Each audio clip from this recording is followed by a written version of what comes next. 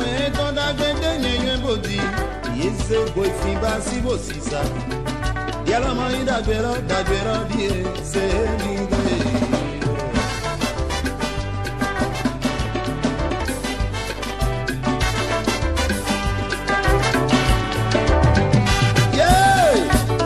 Écoutez-moi, ma chanson s'adresse à toi. Jeune homme, écoutez-moi, ma chanson s'adresse à toi. Qu'est-ce que tu fais? Inconscience totale. Tu vas voler l'argent de ton papa pour venir faire dodo au collège. Tu achètes des montres brillantes à Oussaresi quand il au lieu de suivre ton professeur, tu perds ton temps à transiter de petites notes de casier en casier. Tu vas derrière, tu ne fous rien. En devoir, tu as 5 sur 20 et tu n'es pas content. Tu vas mentir à papa que c'est le professeur qui est contre toi. Allez.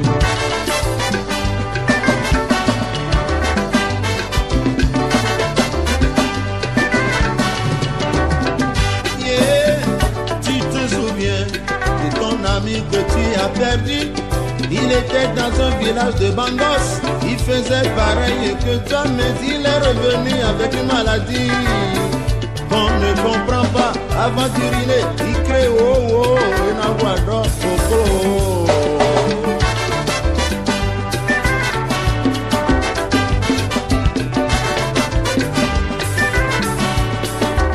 Yeah! Toi, jeune fille, écoutez-moi, jeune fille, écoutez-moi. Tu as la chance d'être scolarisé. Ce n'est pas donné à toutes les filles d'Afrique. Direto revisa da Wangome, direto Krakusa do Ahundo, direto Lekesaro Samekodi, direto Kolosaro Paraku, direto Chukutu Koronati Tengu, direto Afitizaro, Undroto, Deve, Tata, Sanfre.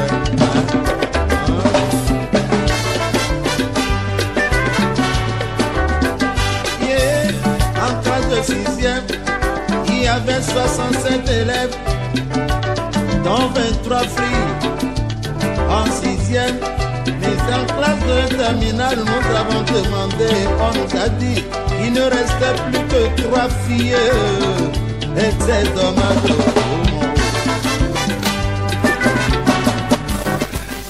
Tout le temps, les médias de Mima Gandia, Mikudo Bijinona, Kodona, tout le temps, ou Boutora Oudon. L'Indien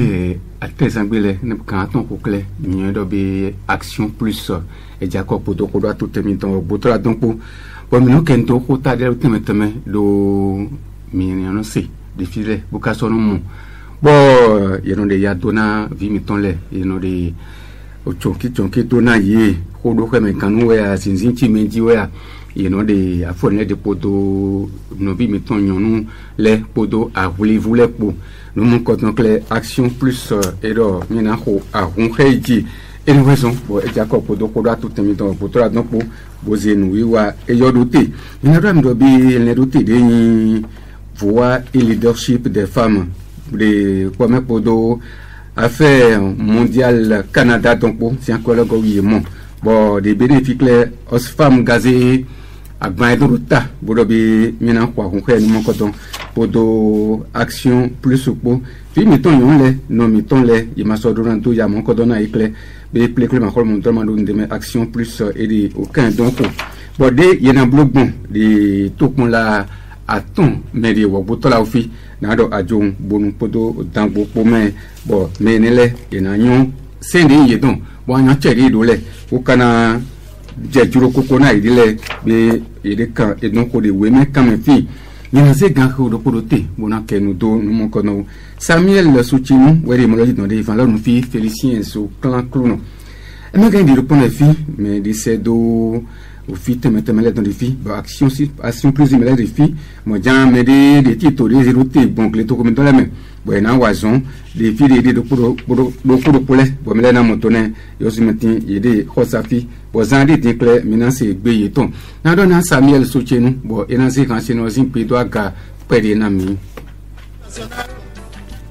n'existez pas Dans les grandes décisions, on ne vous entend jamais. Dans les grands bureaux, les femmes n'existent pas. On ne trouve jamais les femmes. Parce que le peuple a besoin. Mine ko holo sakle na do amejero mi kwa boli holo safi. Oh. Mi wa ganjia. O mboku do ali. O mina do mi de ke senatoro mi tole endo ndagbele kle nyon le jeno besoin. Na besoin ami je kwefi. No yi ko nu kon Sophie. Bon mi. Bon plan nous met le j'ai un tango. Et na chena mi na lewa yi no irifi kon no yi mizo nyumia. Noï Chafa Crestel, assistant social au centre Vignon. Et na chena mi no iri vuda pa ne fne. Yelon yo ndo me disisu. Bon yi animatrice de ONG Action Plus. Et yon de pour me ko sa plane son sile ka gona ega ye mazo do mazo bi ko digbe bo ba son se pour ko digbe o na besoin à pas fio mais là mizo nyumia. You know you do do Herman Josu bon vice-président na collectif des artisans de la commune d'Adjou. Bini iko alonzo atole petito do mekle ayin kan do pour les fne. Ouais. Et na chena mi o e po me la ko do pour les holo safika me la ko mizo nyumia. Cherami foti na mi de bon mi de candidat mia. Mi de candidat. Et yo di do me la ko Apollinaire là, surveillant général so je gouti to mi. Et nous o tout le mito be afoso beto nu walo fi bo mina kenu do nya ko do na no vi mito yon le vi mito yon le ko do xey kanu de xole me wea de ason plan ko sale wea weson bo mi mon plan metole irifi alonzo atole irifi o action plus simele iri xolo safi bodo o mi po o na yi no merdi souvent on a cambié d'obé ni gado yankodona me kudu kame kanu ete do ri bodo amore ena chena mi monsieur zo kankuno o no yodo kodo ha me ganu be yodo assemblement sessiolo walo wuni de noza bonado do ho ha aweton sans que me ne mando mi me ton de me bodo ena zan walo gbon o hodi do me ya gbon no ki kan me ya kabi ena be akwado Nigeria enelebi walo de no zerote bonado do hamelo ganu ewe no yodo o harcèlement sexuel do azun mele to me clair mi mo do mi ya ko poto no mo ko don le po ni ye ga konko de mi do ni le me clair ena do walo alopa teme de anzo zinchi meloji ka buna du che to bonado ko he kanuma moi o do ko do hameme on alopa support e de kodo ha me ganu alopa support me ready titan ino yodo forme verbal bon hodi domi bon inado o masin ni kon imelogo kabi inado o hode vivi dodo to meni re o forme de voting be no yodo forme auditive de ino je que nous e sigando na me onbo ena do apo ko meni kabi ena be akwado o jeton enele bio o nene walo dating leleni forme de voting be no yodo forme physique kabi visuel e wa indo ete ado alonyido melogo bonado alo saro ngoeton kabi ado message wuni le zese2 kabi anu do apagbele ni asido apagbe okweton ni kabi ndemelo manzon we akono bloque akotite bleu bo bloni sans que ma yulo we de kon enele bio forme physique pour visuel pour forme de voting beno yodo forme occulte e ndo de azan walo enele kakabo amodo je ke e ma pipe mi o enodo emini bio amame bodo nyo mama watole bonai mo ama watole enele bio harcèlement sexuel me harcèlement sexuel lo body de mindogbon tout à l'heure dit o forme enele de mi do e dépend o tendeme ade na mede nyonu lo na nyonu ni mi bio azon ko mi ton le me de no yodo collège le o harcèlement walo de vowe evo forme de vowe evono yi alo pa de bo wi evono yi de ko mi ton le me do we ko mi ton le me ni mi de professeur de do ovi nyon si de bado we ko lo me do collège vi de bado we ko lo me bo enado zan walo le do viodio e si do o nous ne cadeau wini bonado bien ya no na ken bonano na vilo kabi ne mo do jere que enele bi de blemi de e ma do yiyo o vilo e si do meme bena be ahwa do vilo di ajiji me kabi ena no blo interrogation na groupe de me o vilo de bonado moten bonana note jo note vilo bonado don vilo kabi ne mo do vilo do ko mi ton gbe ena blo interrogation lo bonado ne o note pevi malgré que ni vilo te wazon ni mi abio o azon kwe hosale azon plon hosale o patron de finele o yesi o vilo do azon wa o esiga wa bona salogbon awutu na vio kabini o vilo do azon me bo kan ho esiga nze unlenwi bonado do vilote bonado gama ho bonado do vilote donc enele bio o forme de minomodo akpahwe enele me o eyeni ni mi pon khode mi do kaka je mi tin kle o mi le mi de kanho na nu mon ko don le yeni swalido ni e ma gba pe o de ti e do na de po tantan chan we o e ka jo pe de lenu bo ni ye sin ti bi lo leji mode na to do ko he kanu o edo etele no ton wa na o vi mon ko don Christelle la chafa. OK, ina chen mi na ze côté azometon vraiment remeton et professeur yeno bomo lo file ou fio be wa so me on aiton san lo fini c'est que il était recopié professeur na do c'est que et sans le concentrer lo ai ka dama zon cha son de na wani ki so be na tron ko pe bo na wa zu yan ta me kun do professeur lo yan zo anu pe me to je ni je no de bule bo ko de no wa la ka dama zon ti jan yin do mu de na pon de wu pour miser akpa we go lo apprentissage mais azo pipon me fio esijo azomendo esiro a emle kun so ba bona continuer azo pipon esijo azometondo ando emle kun so ba o le métier en considération 600 de l'eau quand même polo azome et azovi combien 600 de l'eau et tentia et ne sont tu leur rien déjà son to na wa ne agbaja to ma so ya son lo no o sisu e on dide awe touch dodo nous mon coton lewe e no dodo vioji bon apa ko de vo yin do jile ke e na mo do fi mon coton de do oppression lo de do si se de kakaka e si do ye ke emi na gbo edasu bonajo ason mendo tabi bonajo ason pipon do mo ne we no yodo mariage précoce kabi ena ne mariage forcé we dem parent ton le yo kodo asu de zeni da yo na mo do bon emi gbo jo ason mendo ko blo ni emi na gbo idase mi ton e fon wa ren o yado o filoji do we den o fi mon koton e ma o ya ason me yinu kon kabi ason de plein bonado diplôme bona yi inde do sogodo e ma ifo enu adon pauvreté nous yodo en jerin en son do kwe en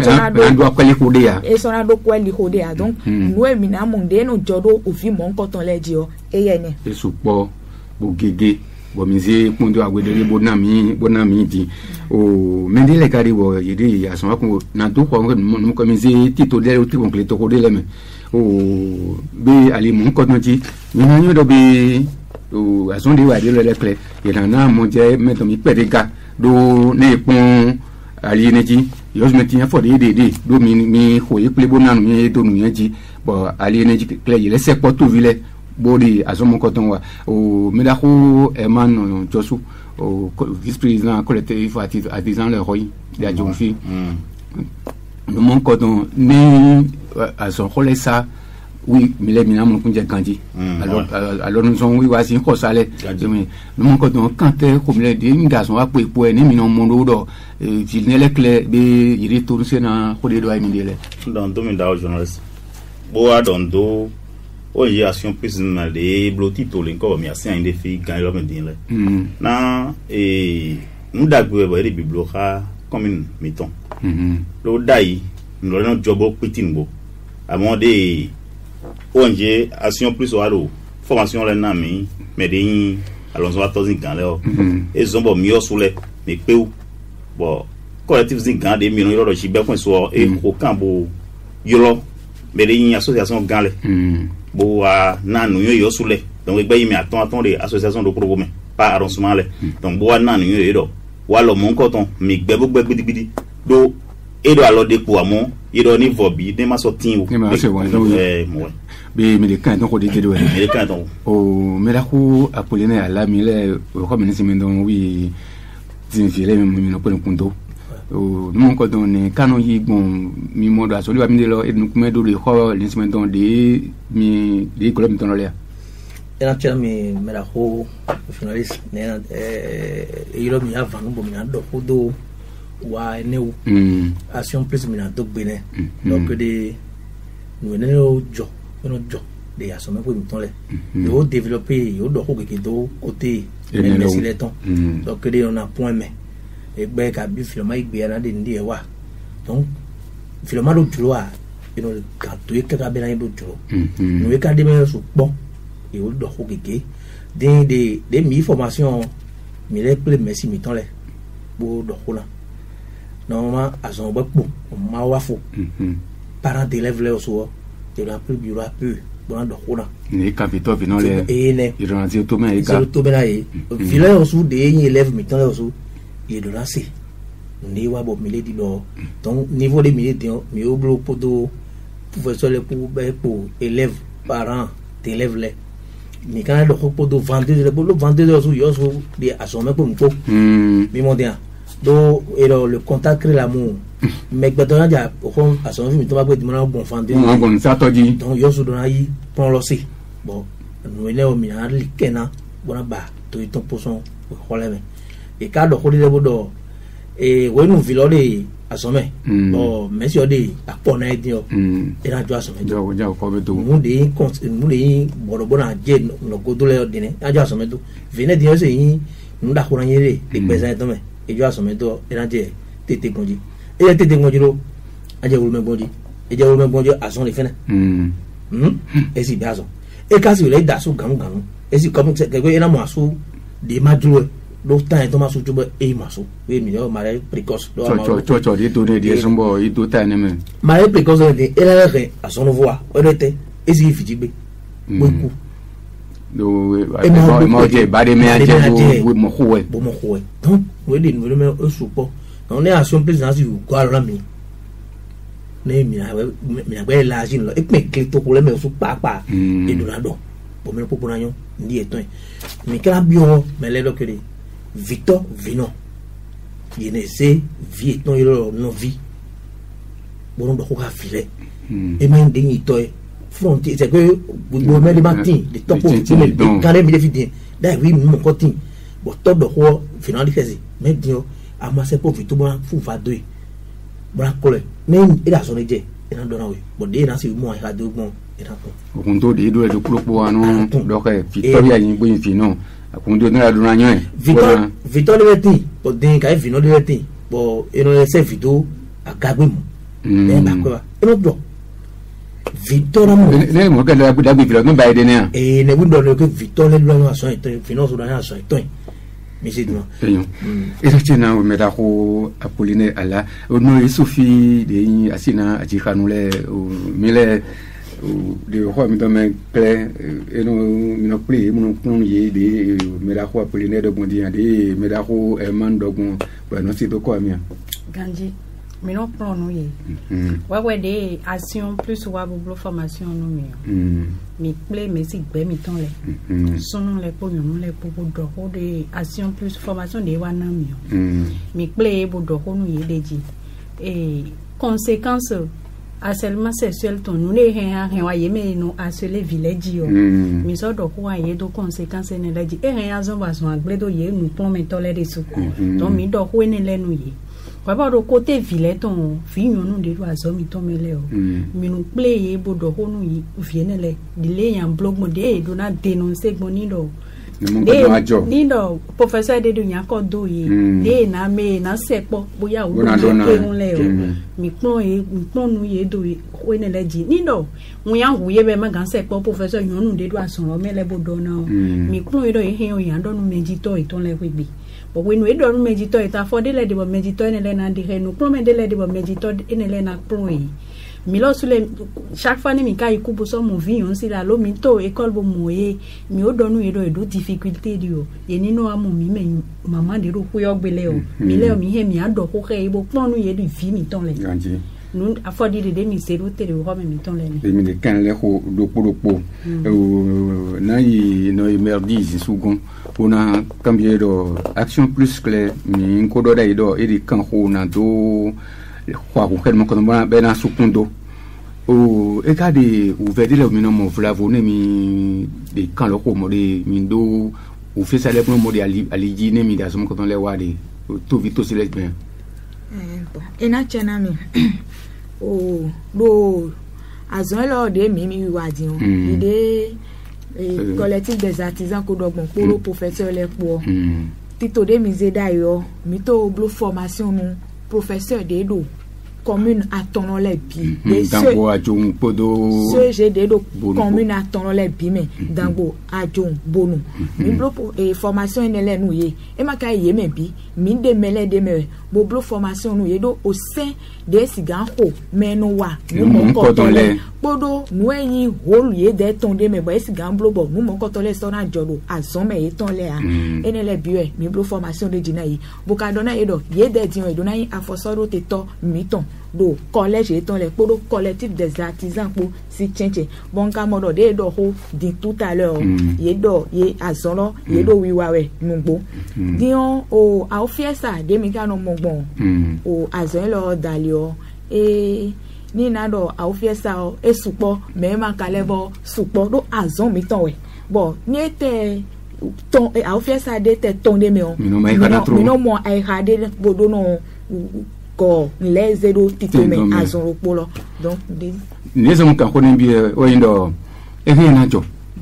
bo vilo podo no prometteur donc pour ka vilo po to ji azon me kle en bon ta ere gon en bon mécanicien de gon so boyi to motuna bo metru manda motuna di azon me tonde vilo ji to motuna do en bon mécanicien gon abien bon ta ere gon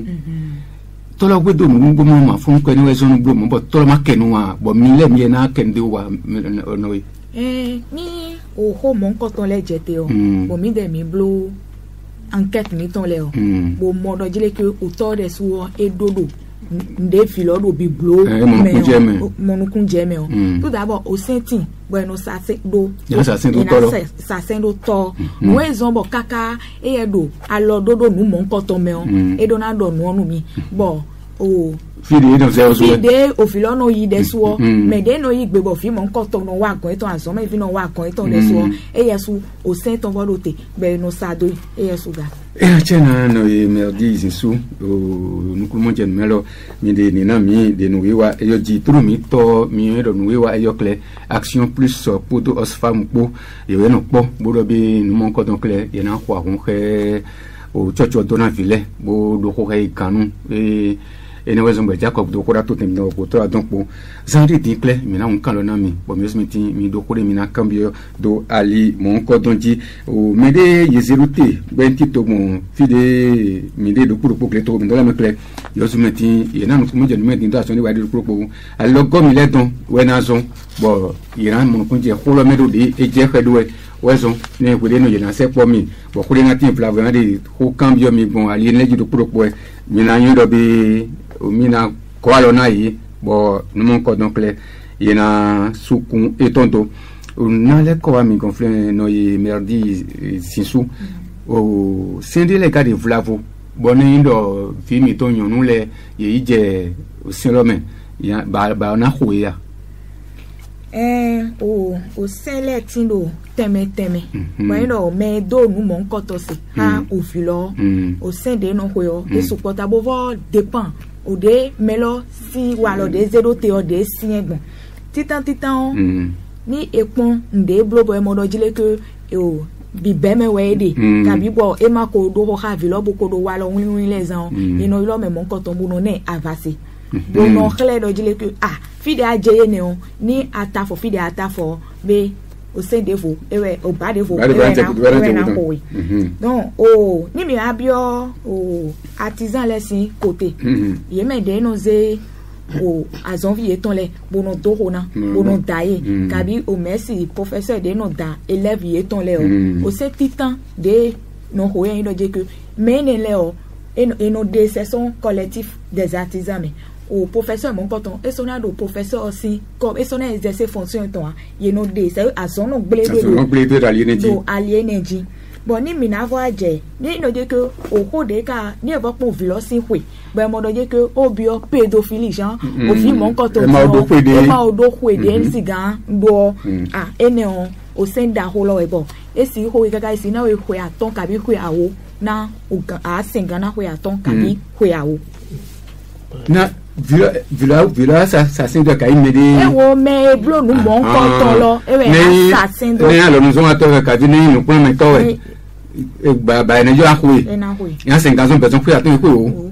ba do ko le be na su do ko le ba me ne e dépend de na bo kan ni gbon me be si 500,000 kaka je 5 millions be na sudo a holu si gba me ko jamo o me da ko Apollinaire ala ne mo ko don jokle melo une mo pinkan flama boya gali di no fami ko ka vi wo ko ta kin don ko don ko dai boya jone o dimbo y garo na su 500,000 à 5 millions o ko ma ponte un game go game ma dai una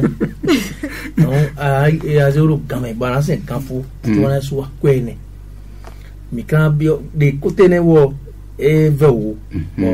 o medito mi tole mi a do kuna yi ngbe po do mi lo kere azoni toton yen do di oyon élève de le do di mi do bontino kere e ma na afon ko e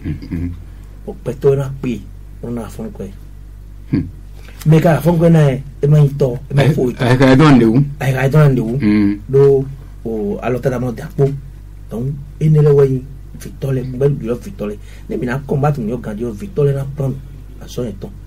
de yin son be na wa a fond ko Victon fido tu la faut pas ton il est honné et doit forcer besoin il est honné de ka de wi ko confirmer ton do ne vilo do yi no kombola drone din et tin bare na ne bo ne blo ya na oui ma blo yo d'accord donc mi do ho da e ka blo ko ne vilo no pe vi mo ba e je no ko blo ga je mi do ko ne mo atogo e zero ra ide ganji e na ko fere ko atogo di lo ko ne atogo fe bo lo ko maku e na don le hostilité ba vimadi e na da so vimadi d'accord donc vine dio a zo ina mo ri besoin to na ya bran a supo vi pour non et si on va vous mais pauvreté na accentuer botin na nous ne ko ça zo na problème donc les gars bon j'en peux d'affaire nous mais elle tient tombo yi donc et le mot prostitution ko na c'est que mais mo ko ma so mo a ko bran du na ne na blo na la ka e ya ka leti donc nous ne a zo da ko ba me Victole be ay khami don na no jibo mi anyo do be o mi kan vraiment me wi gbeji fi mi gronji ma mera o me wi gbeji fi le bi o di o kan le mi le din président Talon mi to gbe e régler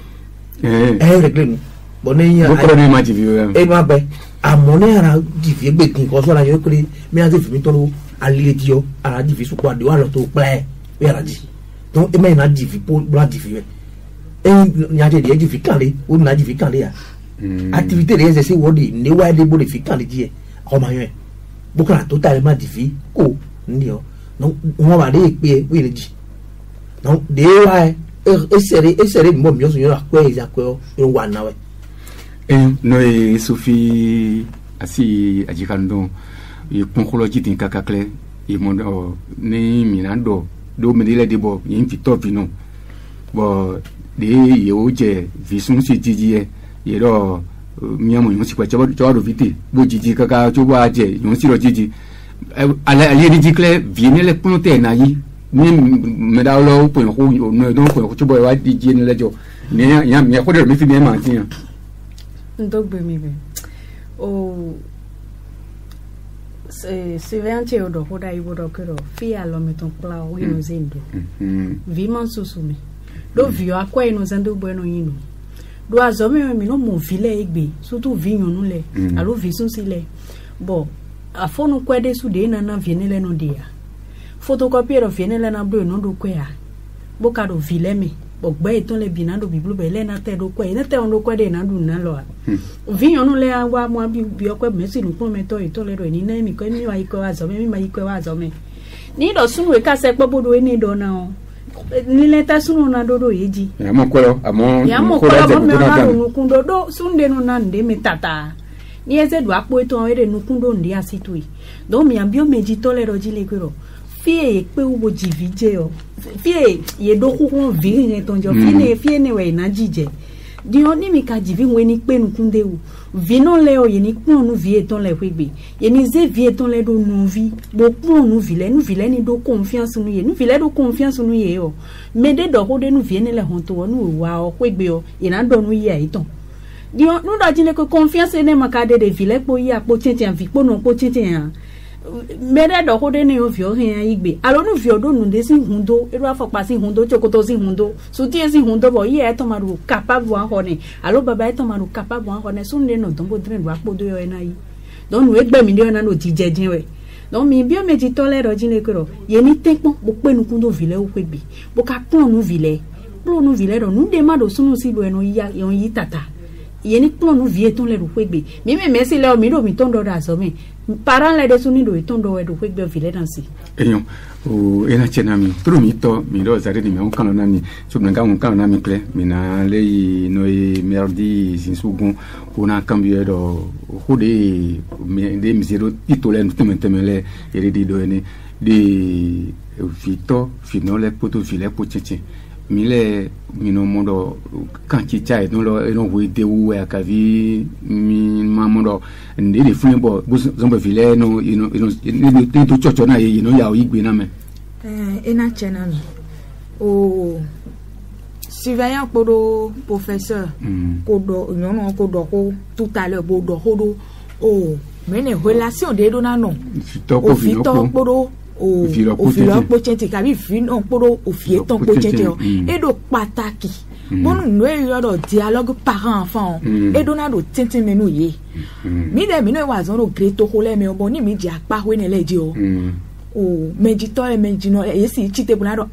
que o fie mi ton était même assis yen ne be mi na ze fie mi ton jije en buna do ha vi o fie mi ton mates gan pon lu kuma ne mi tata do ene o même assis do o même mi ton hole ma kono blood mondai o mi no do ewo do o pe de me bibio di won e do po fon we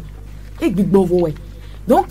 ye do na do ha fi meton ye do na ze vi lo do en confiance buna hale lo di ni akodo hodele do da ha vi to ni wa je o azome kabi eje to ho mo bo nu mo ko to le jije do je ton amodo jire ke ena do à l'aise bona do ze ho ne do to menari amoni well o Victor vino akoyin me de boni o Victor ko se petwe do ko ho o be sun bla bo bi ho me bo so ho do ta o nule na do jijo do je ton be e ma na diki bona do ho de na we kaka bo we de ne wa gba do a do no he do nunglo da iwe aji donc relation ene o e do pataki na o fino Victor poro fi ye ton le poti champion e dunia ze relation ne do te era chena mi turu mi to mi de turu mi de kidi mi de do poro poti le bo de hode jono chile yedi di dole mi sisi do poro po idon ndo ami tinzande do mi na do nto nu wiwa eyome ndo dimelo wayendo mi o de tamele poni bonyero o journalist na kan holi biome le journalist kan holi biome le bo mayi hode mi le milinzian pa kwe enewezo bo mi na on kan lo na mi bo mi na kendo nu wiwa eyome na do na Samuel le sutinu benazi kansironsi pedo aga kweri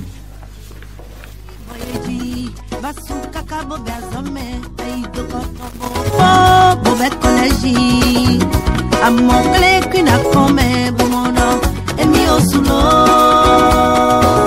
no mama bolo jemina bolo no na fi bolo e mina bolo no dada bolo e mina bolo no mele bolo jemina bolo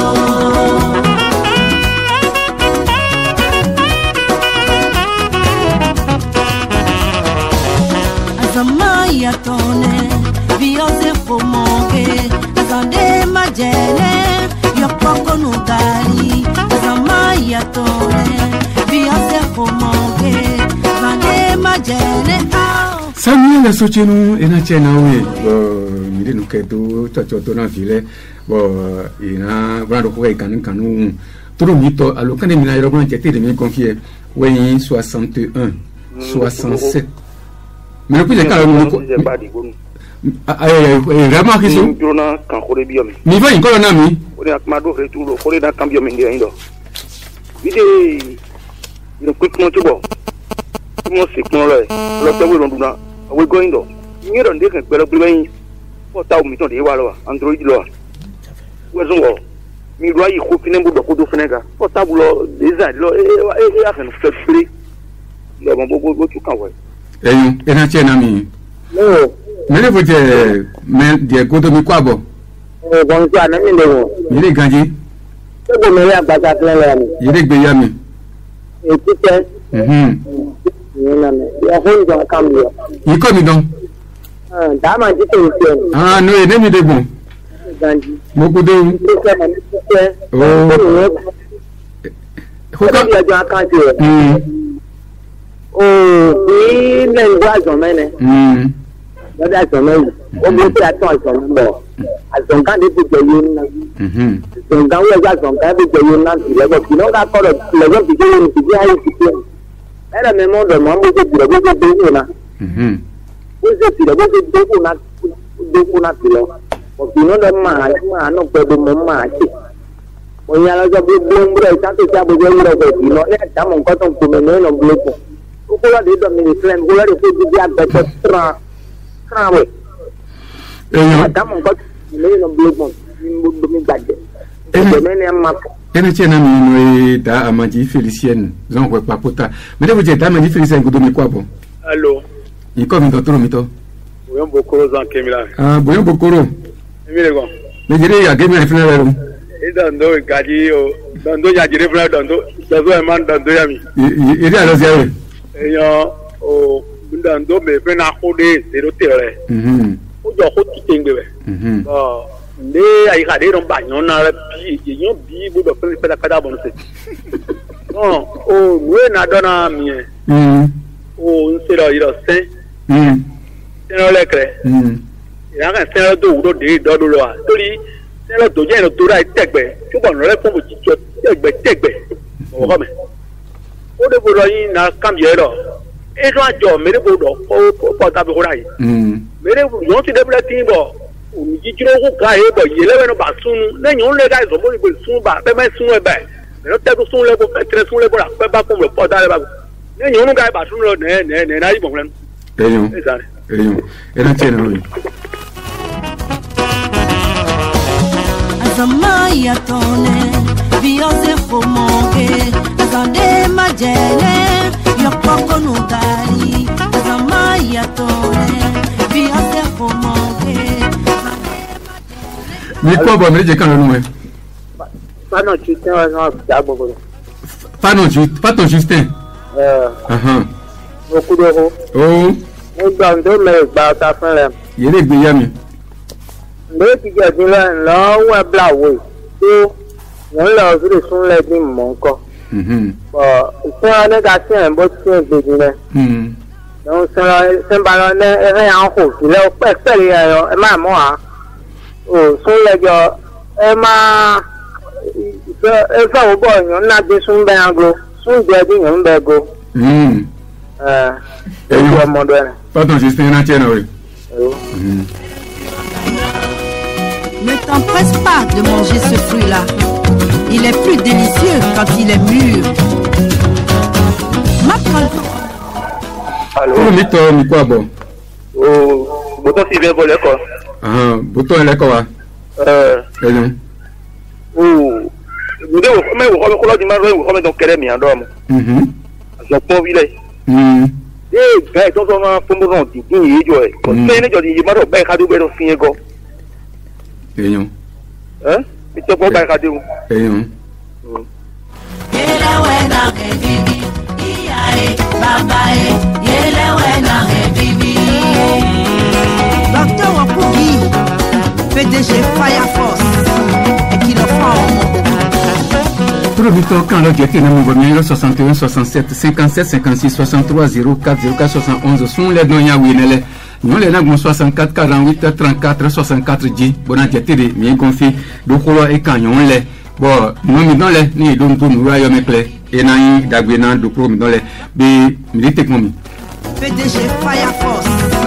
et qui le font.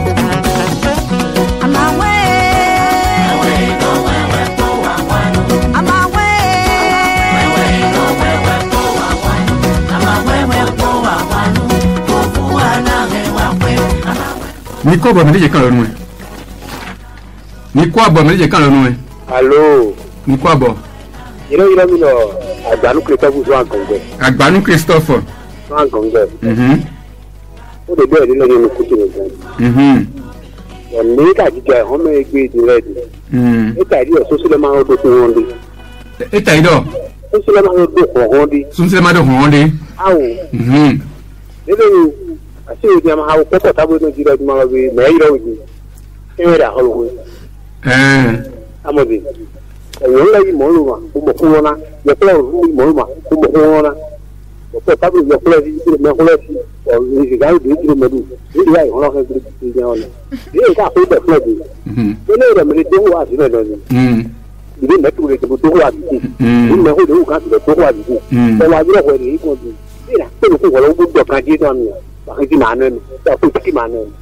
Punya ni orang makan. Eyo. Halo. Mana punya kami kuah bo? Ini ni lain dia kuni mata kan si siapa? Masih engkau lagi? Dia kuni mata kan si siapa? Dia kuah ni mata.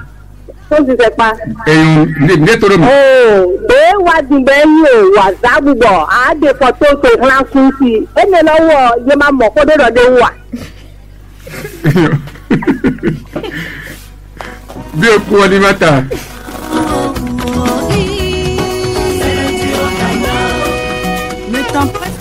Ni kuah bo meje kalau nu. Halo. Ni kuah bo. Yang dah wanu kan silas kan kau bu. Wanu. Kan silas. Wanu Stanislas. Kau bu. Kamu yang gua. Oh, ya kan dia. Dia ada sama.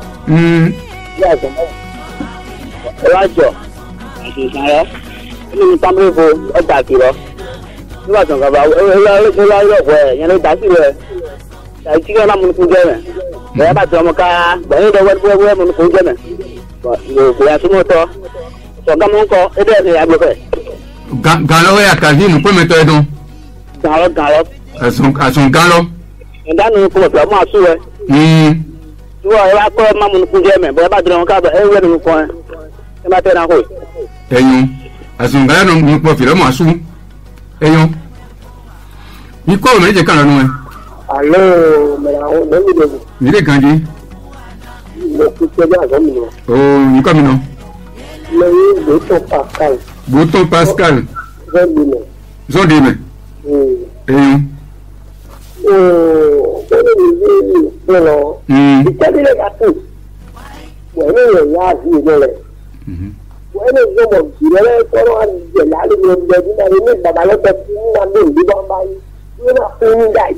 Es más lo que tiene, es son. Es da mono. Babni babalawate. Y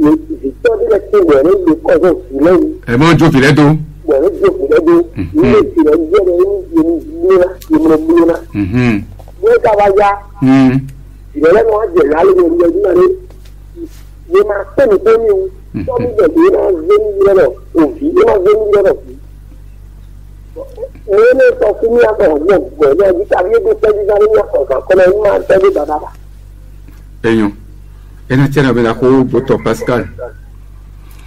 me le kan lo Monsieur Bouco Bernardin Akuma Eyo c'est quand même Oda media ndo me da gba sale bi. Yi bi ami. D'accord. E mai mi ujari na yiro gba kunku. O WhatsApp de po tele le report. E na wa kan lo bi pe. Bouco Bernardin. Oui. De le gba kunku gba gba. ma gba na ado kwa vide ti oro gbe kunun kun e ma so de mi no gboda iwe gbe kunun kun mo pile lo do egbe ai eyan ina che na mi le mi je kan mi ko abo hello mi ko abo hello ni gbe mi don se coup de temps Julien était coup de temps Julien coup de temps Julien Bodo Adira eyan o mi se da te ji an che ani kaka ile wa le o wa nya se ni do gbe to ni di si se o ndo di para le no te kwambu na ndu ko file mo se ndi do ade go e o sadu no le disu ni se wa budu sahayo ira di bu peri no hoje file chubo je no blodi Madame Julien Vignon là ça c'est le cas Medino donc so de do ade ni Vignon le disu wa hosuna de ton et là di hesi eyan merci ina che na mi me le je kan mi ko abo allo mi ko abo oh kuja do ho oh Adam Samuel oui dragon ko abo oh yo kaka bo o fe je lo mi o fe me le so po karaji oh ayo ko le ado ni o mere ke ko aplen le le do aso wa mi le ku ne ti aso no mo ta o tu ego mi o fi ni gbogbo mi si kharo wo ka de do fi jere aso to ri e tayin bije do e wa mo ka ro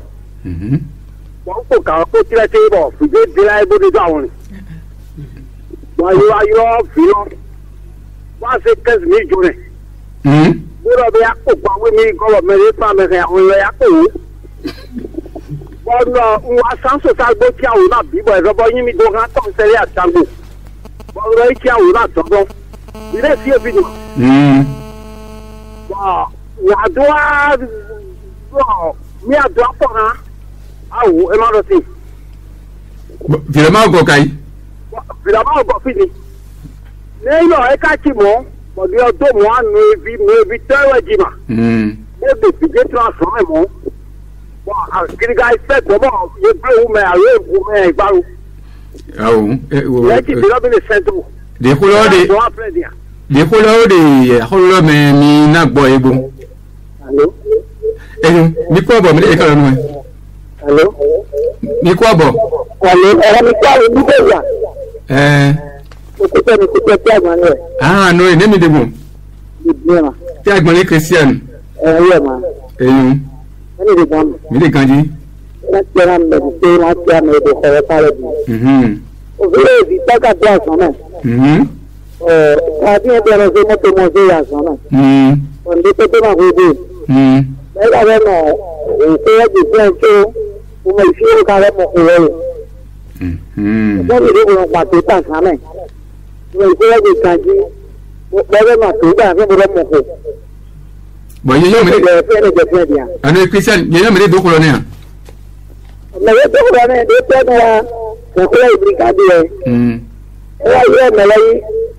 des pères de la mer, des maladies. Il y a des biens, mais les filets, des joueurs, des gens qui ont fait. Et il y a des filets. Et il y a des filets. Et il y a des Christian, qui ont organisé pas pour ta naïve, mais quoi bon? Ni quoi bon? Allô? Ni bon non c'est. Adwa. Hein? Oh, di ko kan Moïse we. Ndomi. Ya, anyiro gbelo a. O nde blok gbelo de amo ma o mi abere ni ma nde ti jolo e. Lo I blokeji. O le ko me so si ko yo si ko te di e. Lu ko na me ya. Nde ma blok. Ye ma ya. Ye ma ro de ti pe ko do. Tó lè gbèmọ̀lẹ̀ yá kó ló fún síbò yàn síbò bìí lóbò lọ́wọ́. Abúgbòlógbò tẹ kókò bìí lórí kaka abò wì. Ẹ máa ṣe ní ẹ wa. Ìjà rẹ̀ máa bẹ̀ máa wòrò pọ̀. Báyìí. Ẹ na tiẹ̀ na mi. O minado kan yɔrɔ tero filɛ bona lɛ kɔ wa xɔlɔ safi. Bɔn ko de mi kan biɔ do kpodokpo lɛ. De jono ti lɛ yena na gbɔn to etɔn. Denu wiwa lɔdzi. trop mito ena chena mi ndo action plus wazin wa tinjani bo femme kadi nous do demain bon nous ko donc le yana ko ko chocho to na vi mi ton le no mi ton le bona do ko re o ganu mais dile mi kuta do ko re ko la safi mi motino mele e do to mi kanji bo ka so juro son fi temele mais bon ko to di mi abeson e do vilon de ma ko do mo to menos ya so me de ma che do we don chobo e ga se ko we mo no zinsu ena chena mi bon dogbe na me do to do mi le podo me ro si fide le ku o vide nde pepe ma wedo bon le bi moto eno se yazo me be ka ize hobo mo me o do ho ene dai be do dialogue parent enfant e me ndo je que de o filo o mle biti e be zo bo mi me parent le parce mi no amo parent de le dino do o vite na zen le bi do bonado kena boyindo je que no indo je que ena yi ko do sun singo kaka bonado mo ho e ma avo do besoin de pepeton problème lo ma do fini fi de problème lo de e do ho ha vi meto ye no ze jije bono do ho ni pa de le no do je que e ma sigan se fi meton jije bonado ho do sexualité ji ha vi meton bonado ho do rapport sexuel ji e wo c'est que bede me mi deti le do di dio mi do na dio ha lewe ye ze vile éducation ye do ho ha vile ye na ye conséquences le ton ye no do ho ha vile game semaine do po me mi si ze azande do tebula do e gbada ndion ko lewe mi ja do donc ni e do ho do ha vile do monukun je le memo e me do ye kevi bu zen le bi do go ton e so bo o vi o ma bo ho e o chena mi o no Sophie mi ro mi akendo ko ni mega ko mondo ko ni on we ndo jine kuro viene nu de pepe ma we do be ka mo ho do poto ko no puton we do de no to na ze sin imu do ko ne gandu o nu edu asaton me wo e no blow ganja do pa so le de boy un no huye na do ho do rapport sexuel ji po vie ton le po alors que ni mu ya ho ye parent bo amando nu vi wa ni to mo ya zo mi gbe to le de gbeton le na do be na sa lo pa ji gbeton le na se bo do ni gbon amonukun je me ya to e jero parent de su no iya o de su ni se vi o si yin bo je ni on do he ji halupo amon le ya le no blo asepo sunu amo ho me fun so gan ho bo ado ho iton amate mu ami de su na do we ton bo iba donc vioni huiso dio ni huiso bo fan we ton we ho me se do ason plante ya eni huiso kwa bo fan we me ze do bo fan do parent les yan zo we do na do eni on do nu vile e ma do abojo vi odo nu mo ko ton le no aje eyo o mira ko e man josu e mi le alonzo ko za pa we mi de bo ne pon le vile ina ya atelier ka to me podine o mede do kutile ido fito finole eroson yewu awito weyindo o kanle lozumati gande ne plan metin bo na suri fili ne gande ne blole ne ne mi no do ne ko ne di ni le chinche non do mi journalist do no boy ho ne wo de do di pe ni do kan mo no kun je mbo vi mo aso ene lo wo edo sen de mi le gon dawo sen ton kro dawo de mi kon do mera ho de yin collective gan fo su jibe dien e mo don de ki adi ho ine wo do me de do ko da mu do ko ne me he ko mo ko ba yi do ko e don kre ne so do ke ni do waji donc collective de dia so wa de combien de ton fidien e mo de ki adi ho mo ko donc do alo me we de podo ONG action plus ko bon do ko ni gan le e o kan o mo mo yi de collective lo so wa donc ne do nu mo ko jo me lo do na bona yiro wedu collectif ogon titolo me ene titolo me ena moto mo ONG action plus mele wa do ahole o wa bo ye broli donc gagne me semba de jera ye répond bo rena se ko menna amon oui di o mo de ho ne me dio lo fito ene bi neze me do ho ni o me susu timbo ele alors pa fojiwe ye ton libo alors pa fojiwe ton libo do et neno vie ton de homeyi il ont tout kaka mon de philosophe home il ont tout quand malgré violé homeyi ba tout mo il ont tout quand de philosophe home mon ya ponso ne de ya ponso bo se da so sa bo se do après ça de ganlegon par exemple meta le no yon sile bon quoi faire de yon quoi faire donc edo asonde no mo very do mi di tam ne zero gazi gondo filo e no do ko vioni be asome de ko to taron kuri e mo ko de avile e mo ko de avile bo de le to di no kuri ko gbe ndo ni ma oni brune sunde ko ni gba foro wi to ali ji se ko dogo na don ne dogo na ko le to no ko de ndo mi ko lo iwuri ya bo wuri ma ye no do mi to ne ni wuri mi ni do ami ga le do di mari pone mi wuri me do ko le no do na kan le do ni wuri mi ko fa bi do contrat o mi no me ne ga si o ma ko mi poda ya wo so collectif ko si jibe don wo eno gbe na me so fi to mo ko le fi no mo ko le ha kuro mi ye sin ewe ma bo to fi na so me don ne fi mi to ye mo ho mi na so so ko me ton do ye no wa so de ye ton Victor no le no wa so de ye ton bo so mo mi no do problem ina tiena o me da ko man josu o me da ko Apollinaire ala clé me clé ko de mele do pour mo do mi agboji bo mi akun mi ande mira ko ena tirami o fitole do ena tirai de matena te do tumi ye to ena tirai o adai bubo mi ekromo do WhatsApp ko lo Victor mi do Victor ne pe nkuto filawo video ya so me de do afu yi po o sake no ama ho porta na Victor ka no porta fite mo do porta mo ni photo mo se do me donc nous venons au do mi do ko de dialogue parent enfant beaucoup de gens donc vidéo à son même il a contrôlé au ça pour dire quand les ko venir ni bon visuel donc vidéo à son même rien on est là soit de tout mais ça qui le voilà kaki do kaki pourquoi donc on a des kaki hein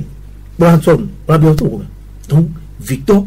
donawa il est école de Lomber il y a encore deux parents que il a bon vie ton les donc nous clé les micro cléta doté et il dit bon on a gré kuna bon bleu do là on tenyo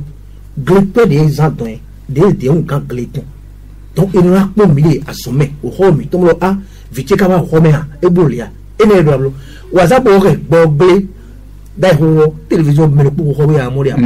e fa ba mo télévision me le pour mais di télévision ma fibi bon fait to le yevre rien et zombo o le vito zonya vidéo son télé condé nous ko support no ablanti na yo télé ablanti na ena chena mi toro mi to mi kudo bijino na kura to mi to gotola to o nana ko no e merdi su clem bo mi achondo no walo o me mi to le de ilo dile que o selo le de mi hao mi kado selo le appliquer ni boa o no e na do na ye ino je kwete ni nu mo nko ton le jo ye ni sepo mi kabidi de vice président ko do bo ni sepo collectif mo dona yi mo ni wa mi de gon tito me de mi le no se da yo mi na se da yi hai bo nwe zombo nu mo ko to le ka bodo yi agado ko le me ndo ite mi de mi no yi ka le bo ni mi na blo ne kaka bu na yi kaka comme ça la bu na appliquer lo mais ze ko lo le wa je ko vono gbogoto bo fono a je dide wa mi ma blo le o me mi ma blo alors que ni mi ka jo mi do kaka ka bo sa se ndo podo me do podi bo mele bi mo me de po le o ye na jago yi ko do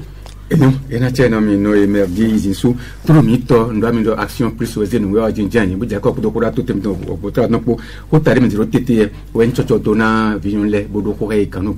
bo ko de me do ko dole mi si ko de mi ga cambio le isosi bo di alo da lo me ena do no ko yi mo mi na nyo bo me do ko na kren fwe don bo de je ka do ti to vi no le ti le chen bo mi ko ina kina obi mo me si pro mito no wa eyo de ndo timotien osfam bodo action plus bo i jako ko dokora tout no lopo bo mi no po bolu no gabe afifo mi ni wa ji fi clé bi mi amon no mi ton Christelle Chafa et assistante sociale du centre Vignon no e merdi sisu et non mi me fi animatrice ONG action plus ouais